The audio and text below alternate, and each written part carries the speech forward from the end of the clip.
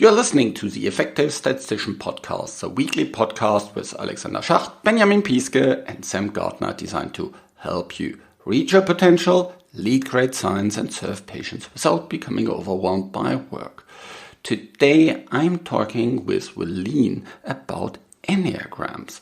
That will be quite interesting, so stay tuned. I first heard about Enneagrams from a podcast with Michael Hyatt.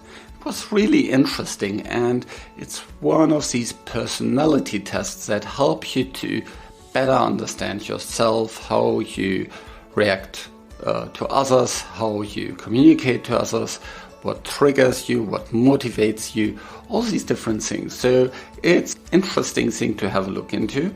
After this discussion, I actually did the Enneagram myself, and Willene helped me to understand it.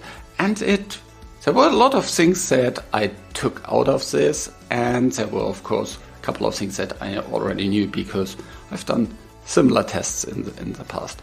So I can say that if you haven't done something like this or something similar, have a try, have a look at it. And very often companies will offer these, and they have some kind of standard type of questionnaires I will go to. So check that out with your training or your HR department, whether they offer something like this or something similar. So stay tuned for this episode with Willene.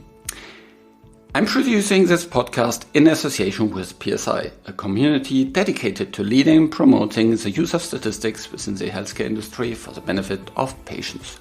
Join PSI today to further develop your statistical capabilities with access to the video-on-demand content library, free registration to all PSI webinars, and much, much more. The reduced rate is only £20 for non-high-income countries and £95 for high-income countries annually.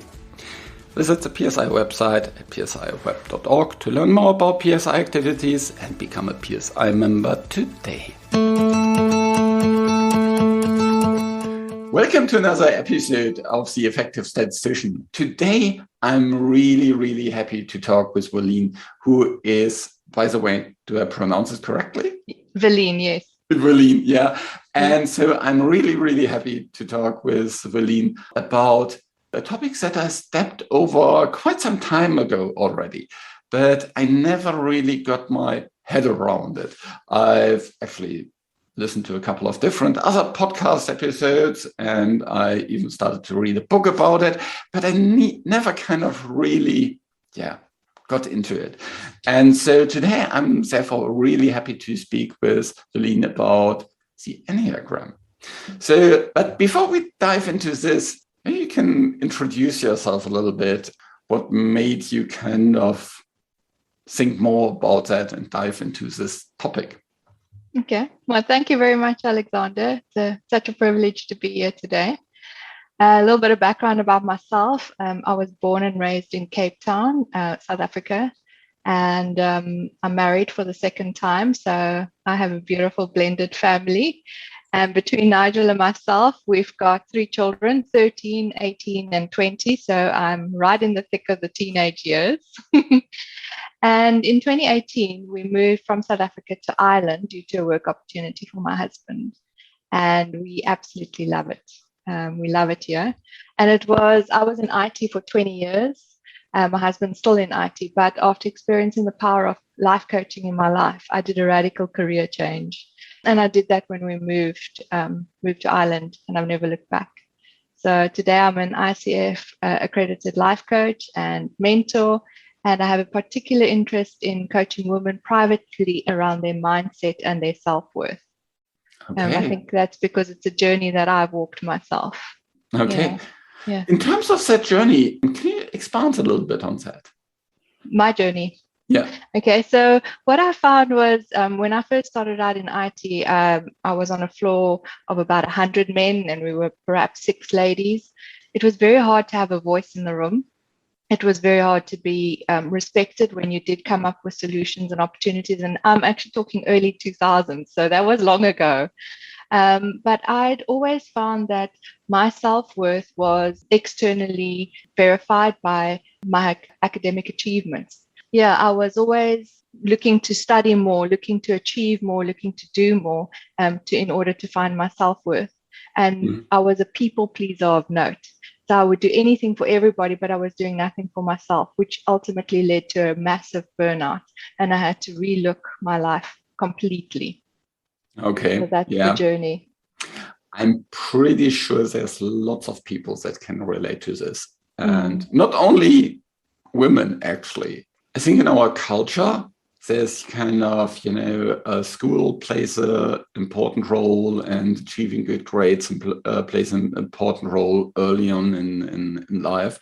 And of course, as parents, we also want to, make sure that our kids are successful, and maybe overemphasize these the grades and the academic achievement. How did you then overcome that? The hard way, the very hardest possible route I could have taken. I had to hit rock bottom, and then through therapy and life coaching. And that's actually the reason why I got into life coaching, because I'd had therapy for years, but the life coaching is what actually really radically changed everything for me. Hard work. A lot of more awareness from a day-to-day basis of what am I thinking, catching myself, what am I thinking, what is this pattern behavior, is it true? In terms of hard work, you mean you had kind of thoughts about your thoughts? Yes. So reflections on what were you thinking and why were you thinking it? Yes. And that's where I had to. So it wasn't physically hard work, it was mental hard work, but it had to become a practice of becoming more aware of what I was thinking more often, so that I could catch myself before I sabotaged myself. Also understanding then how to renew those thoughts. So how to stop the thought that was taking me down the bad direction and to take it to the direction of that would give me the better results. Can you give an example of something like this? So, for example, the one thing that I use a lot in my coaching is something called the model, where the circumstances are given. We cannot change them. So for example, I'll take COVID as an example, because we all understand that when we first went into lockdown. Then with the model, your thoughts determine your feelings, which determine your actions. Your feelings will create your actions, and your actions will ultimately give you your results. So there were some people who were thinking initially about the lockdown, this sucks, I hate being controlled, who do they think they are? Which made them feel irritated and frustrated, which made them act in that way towards their family, at home, at work. They felt trapped, and the end result was they had an absolutely terrible time during COVID, unproductive, with bad thoughts, bad surroundings. Whereas the other alternative could be, okay, the circumstance remains the same. We're in lockdown. And I thought to myself, it is what it is. There's nothing I can do about it, but I'm going to make the most of my time. And that made me feel energized and content. And so those feelings created in me that I could play board games with my kids. My husband and I, we swapped our days and nights around. We watched new series. I created a new program for my coaching. And the end result was our relationships took on a better new dynamic individually with ourselves, our personal growth, and as a family. So you can see it's chalk and cheese, but the circumstance was the same. So how are you going to choose to think? Because it's our thoughts, which is fantastic for your area of your listeners, is we think a lot, we think so much, but that makes us so powerful, because our thoughts will create the results that we want. So if we can just learn to channel that, you become super powerful.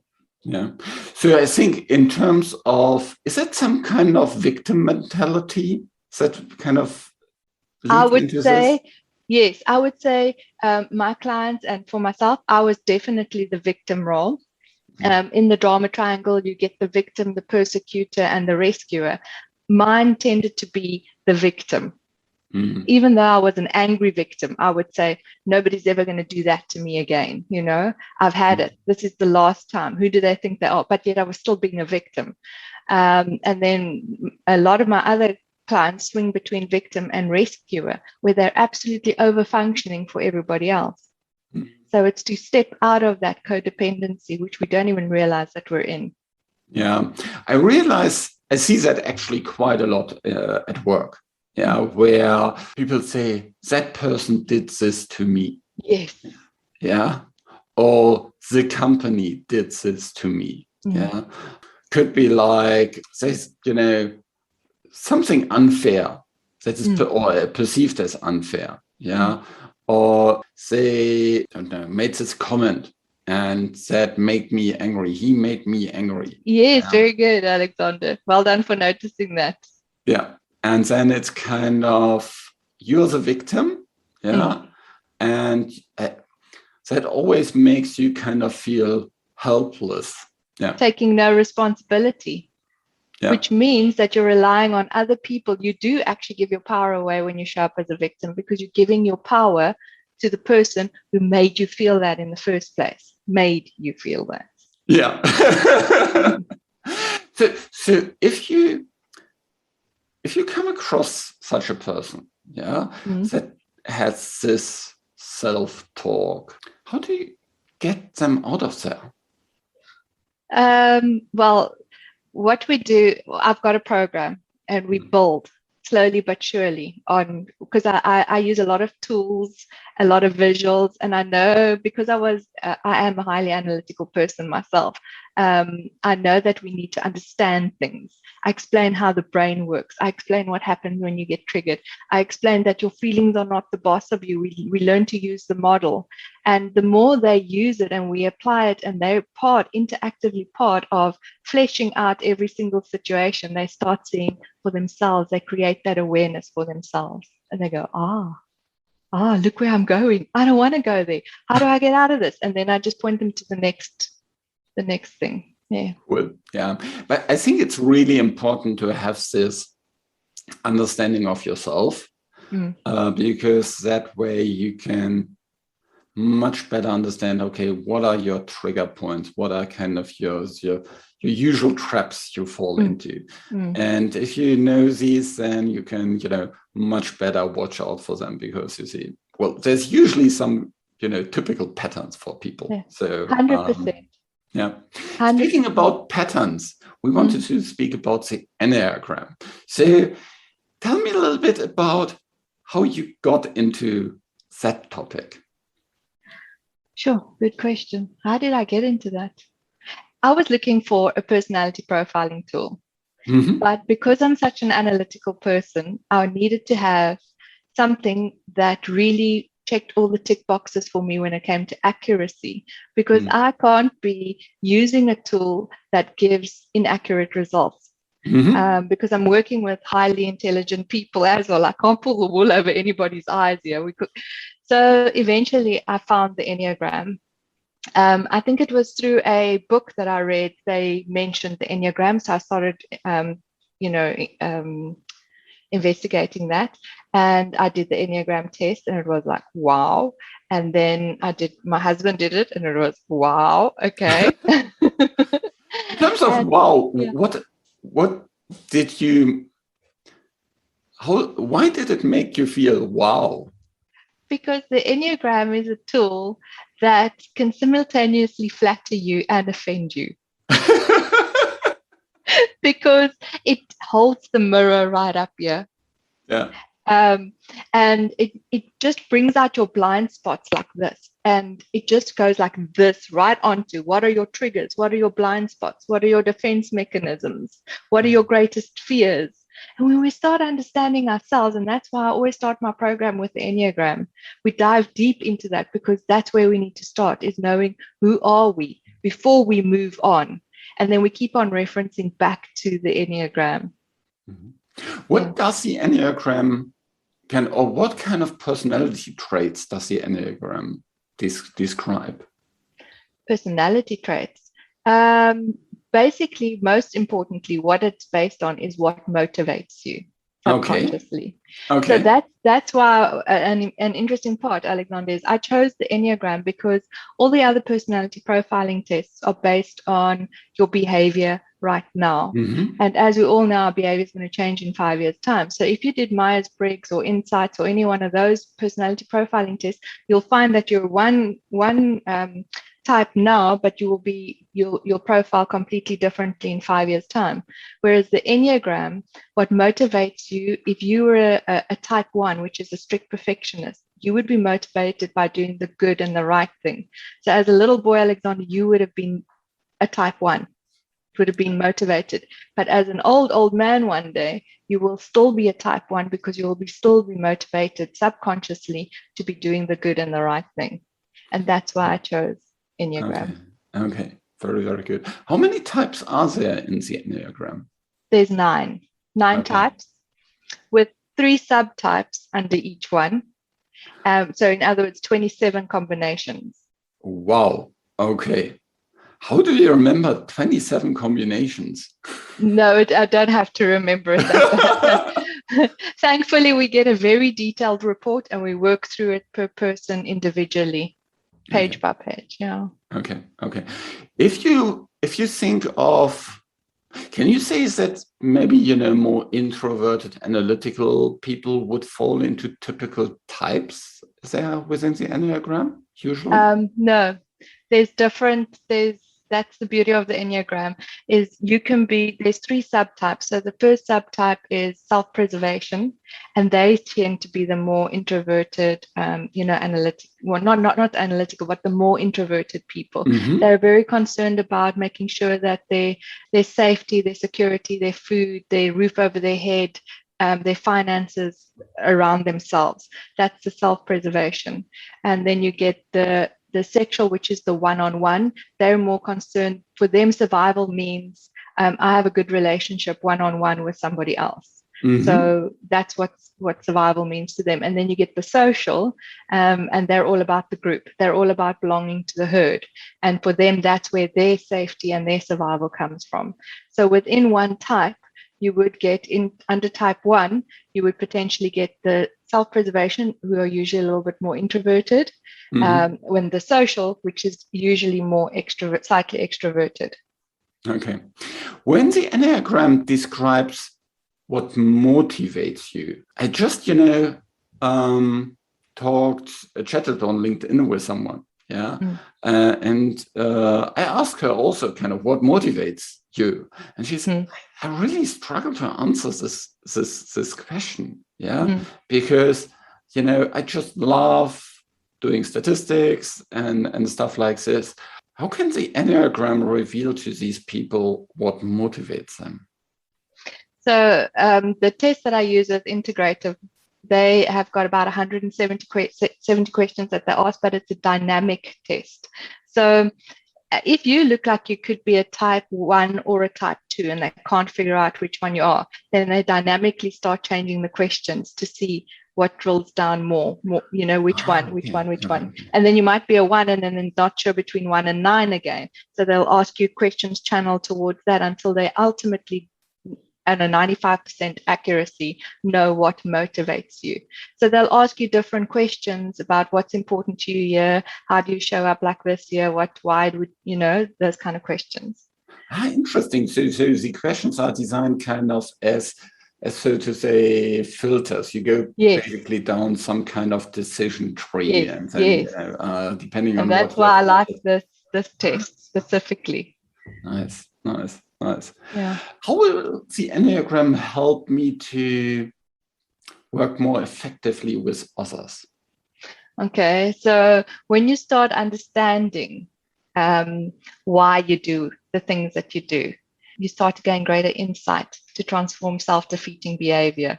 Mm-hmm. Why do you act or why do you react the way that you do?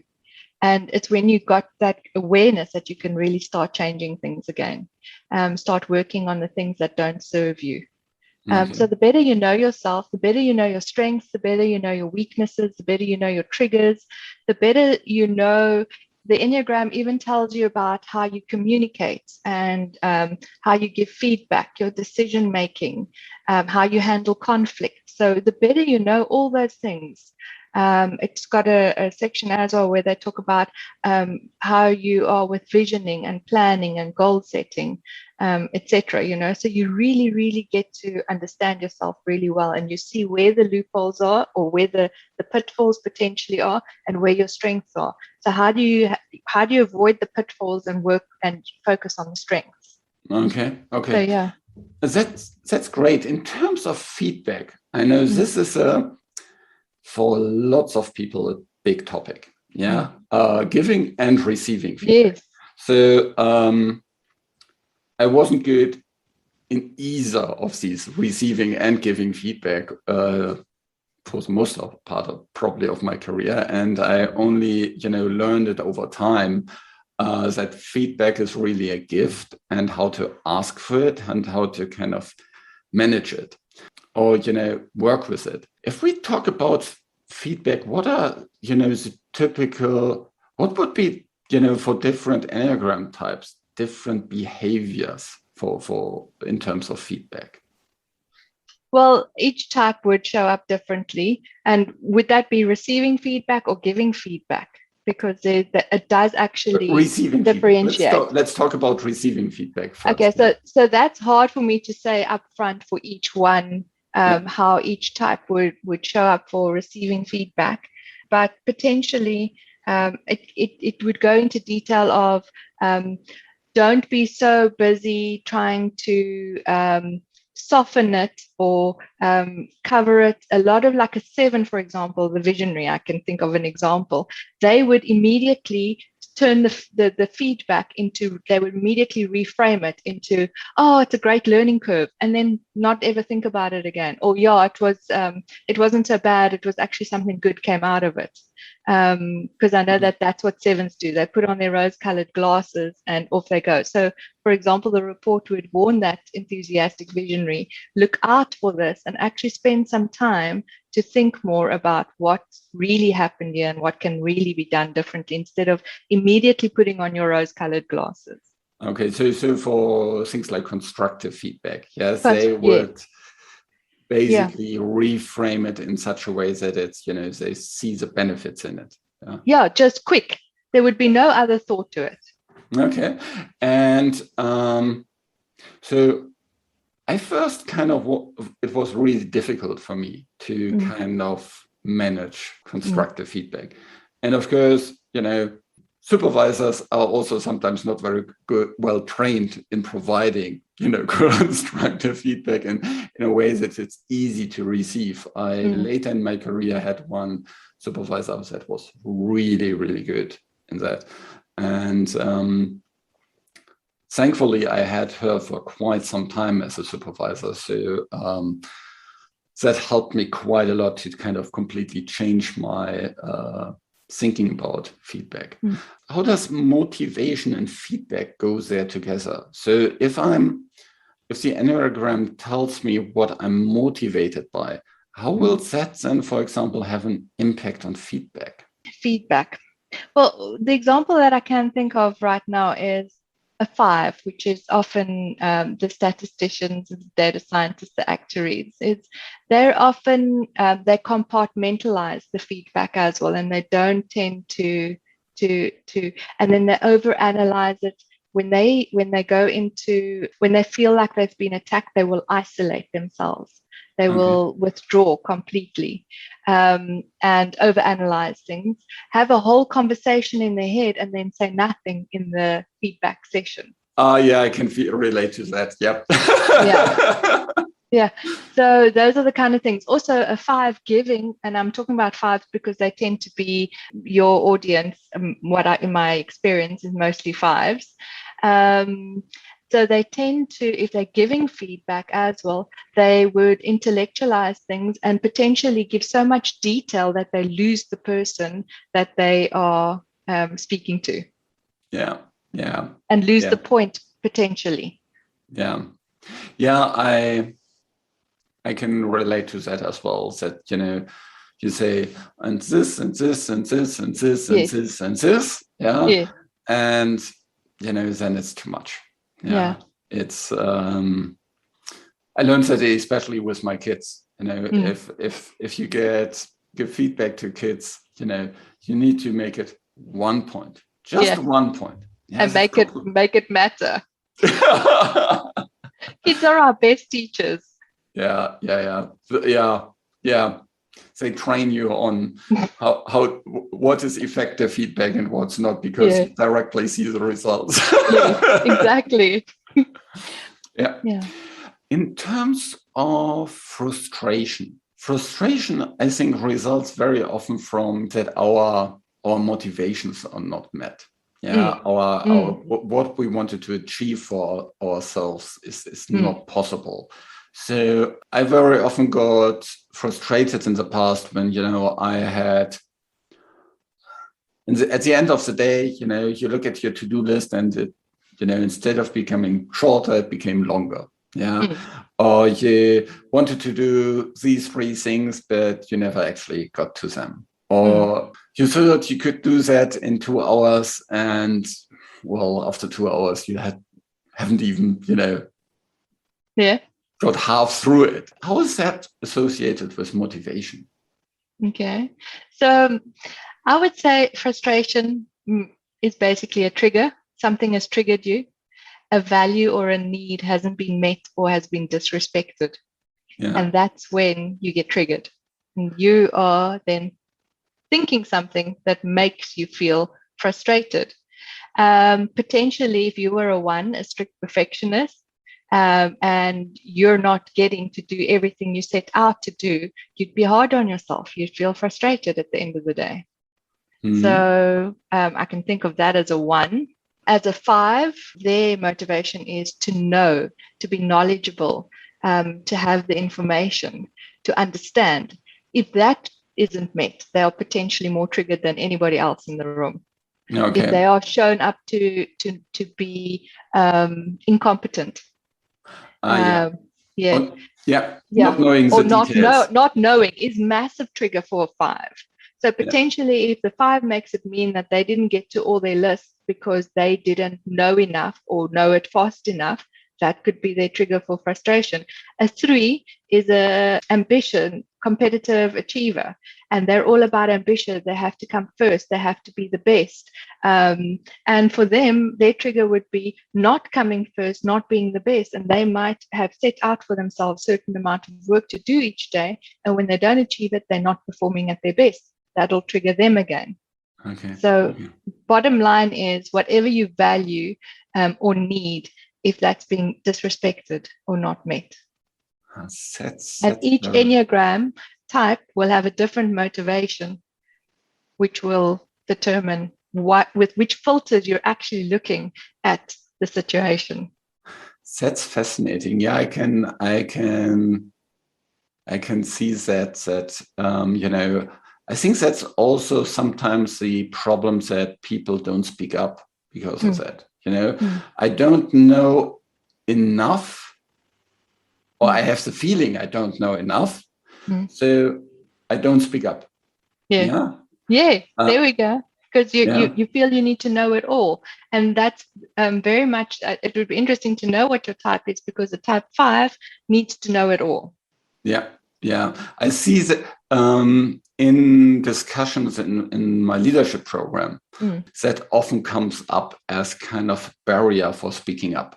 You're in a meeting, and lots of people in the group, and they're discussing about a certain topic, and you kind of, as a very analytical person, you go through your mind through all these kind of different things. What are all the pros and cons? What are all the data that I need about it? And by the time you get to it, the meeting is over. Yeah. So, and of course, these kind of discussions are flowing and very fast at times. So if you want to have a really, really, complete understanding of things, very good control about all the data, all the knowledge, you're constantly behind. Yeah. Because the others, for them, it's okay to just have 80% of the knowledge or to have some, lots of uncertainty. Yeah, but you need to know it all. Yeah. Which, by the way, is really kind of an interesting thing that we statisticians who are kind of the analytical persons who understand uncertainty very often can deal least with it. That is so interesting, those contradictions always. Yeah. And how much anxiety is that causing for you, Alexander? I've actually come over it over time. Yeah, because I felt that I learned to more trust my gut feelings. Yeah. And then act on it. Yeah. And I very often also realized that, this additional maybe 20% of information doesn't change the direction usually. Yeah. And most importantly, the third point is not speaking up, not, providing your thoughts, your ideas, even your gut feeling to the group is a disservice to the group. Yeah. 100%. And that is, I think, a very important kind of reflection point that if you're just if you're playing it so safe for yourself, you're actually doing a disservice to the team. Yeah. And it's kind of, if you think about it that way, it's quite egocentric. And I don't want to be that. Yeah, so, I can see you've done a lot of thought work around this. You've shifted the way you think about not knowing everything, which is great. Yeah. And I specifically kind of also, changed how I wanted to be. Yeah. I wanted to be more kind of action oriented. Yeah. More kind of do things and then reflect on them rather than reflect, and then do. Yeah. Reflect and reflect. Analysis paralysis. Yeah, exactly. Yeah. I think these kind of thinking about your process and reflecting what are your motivations, what are your triggers, reflecting kind of what are the typical patterns that you fall into. And what do you want to do instead? Yes. Yeah. What do you want instead? Yeah. How do you want to feel instead? Yeah. And that is kind of also where, for me, kind of goal setting comes in.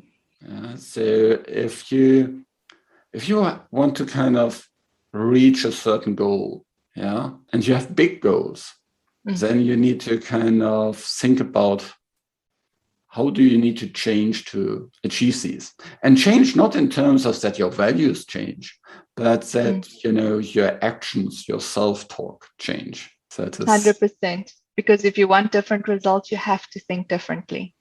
Yeah. I have this journal from Michael Hyatt, or this calendar, or is it more? And on the page today, it says, obstacles can't stop you, problems can't stop you, only you can stop you. Because obstacles and problems is just the circumstance. Yeah. As we talked at the beginning about the pandemic. Yeah. The pandemic is just circumstance. Yeah. And what you make out of it is really kind of how you move forward with it. So tell me a little bit about your work in terms of if people work with you, how does that look like? Okay, so firstly, we would have a little introductory meeting, and then I'd give them the link for the Enneagram test. They would complete that, spend some time for both of us to really read through it, to make ourselves comfortable with it, underline things that resonate with you, that don't. And then we meet again for 2 hours and we dive deep into the Enneagram and what we found. And I explain how the lines and the wings work and where you're sabotaging yourself. And we really get to discuss it in detail. And then the rest of my program will go through how to be authentic. And I was thinking a lot about that earlier when you were speaking about, your thoughts, act first and think later, because what we want to be doing is we want to be doing thinking, feeling, and acting in equal amounts. To show up as authentic and as balanced as possible. And the Enneagram shows you, where are you doing too much? Are you thinking too much and doing too little, acting too little, or are you feeling too much and thinking too little? How to bring those aligned and to get them congruent. And also that you're thinking, feeling, and acting, if they were arrows, that they would all be shooting towards the same goalpost. Not thinking one thing, feeling a different thing, and then doing something completely different. So we work a lot on authenticity. We work on mindset. We work on self-worth is a big thing for me. Self-confidence, boundaries, codependency, defense mechanisms, communication, because you cannot.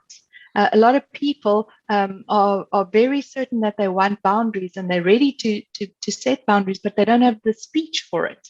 So how do we help you to be able to say no, to how to stop people pleasing? Sure, we work through, it's an 8-week course, and we work through all that. Lots of little models, lots of little exercises, thought-provoking exercises. Not a lot of homework, but just a little bit, just to get you to reflect. Cool. Because my idea, and this is where the empowerment part of my title comes in, is I want to teach you how to help yourself. I want you to leave a better person who is able and empowered to be able to coach yourself through the small day-to-day things of life. So that's pretty cool. Yeah. And it's a one-to-one course. Yes. Yeah. Always one-to-one, yes. Cool. And like I said, I always, most of my clients, 99% of my clients are in IT or actuaries, accounts, finance. It's all the really analytical people.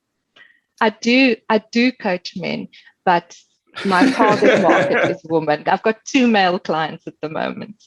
Okay. Awesome. Thanks so much. That was a wonderful discussion. I certainly will check out the Enneagram test for myself to just see what my type is and where do I fit in. Because when I read through the 9 types, I wasn't really sure. Well, maybe I was thinking I would like to be that, but I'm not sure whether I'm really a certain person or certain personality type. But I'm pretty sure it will help me about learning more about myself, my motivation, why I do the things I do in a certain way, and where my frustration and things like that come from. That's awesome. Thanks so much, Willene. Is there any final thing that you would like to have the listener remember? I think what's important about the Enneagram, since we've been speaking about that today, is you might feel like it's going to box you and put you in a box. You're a type 1, you're a type 2, you're a type 3. But that's not what it's about. We're already in small boxes. So what the Enneagram, what I found, is it helps you to get out of those boxes and to start living the big life you were meant to live. Awesome. That's a really, really nice final word. Thanks so much. And check out the show notes where I will have, the links to Willene's homepage, the course. She's also pretty active on LinkedIn, so make sure to follow her there as well. And that way you'll hear much more from her, lots of motivation, inspiration, and help. Thanks so much. Thanks, Alexander. This show was created in association with PSI. Thanks to Rain, who helps with the show in the background, and thank you for listening. Learn more about the Enneagram and lots of other stuff on our homepage, theeffectivestatistician.com, where you can also leave your email address so that you never lose track of when we offer something and all the additional things that you get only via the email. Reach your potential, lead great science, and serve patients. Just be an effective statistician.